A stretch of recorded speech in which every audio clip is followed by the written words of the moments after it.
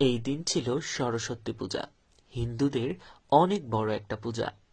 আমি যতটুকু জানি যে এই পূজাতে তারা তাদের সরস্বতী মায়ের কাছে একটাই প্রার্থনা করে যেন তাদের বিদ্যাটাকে আরো বেশি বাড়িয়ে দেওয়া হয়। আমি যদি ভুল বলে থাকি তাহলে অবশ্যই সঠিকটা আপনারা কমেন্ট করে জানাবেন। ছোটবেলা থেকে দেখে এসেছি, আমাদের হাই স্কুলে যখন আমরা ছিলাম তখন দেখা যেত যে এই পূজাটা হতো, আর আমরাও যেতাম স্কুলে। তখন আমাদের খুরমা খাওয়াতো। সেই দিনগুলো আসলে মিস করছিলাম আজকে। তো যাই হোক, আমি যে বান্ধবীর কথা আপনাদেরকে সব সময় বলি, আমার সেই বান্ধবী কিন্তু সনাতন ধর্মের।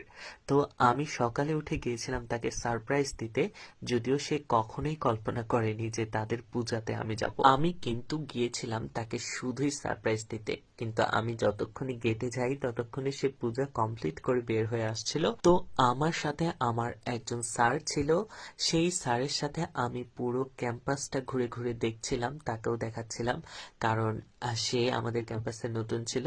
তো আমার এই ছোট্ট ব্লগটি ভালো লাগলে সবার সাথে শেয়ার করবেন। ধন্যবাদ।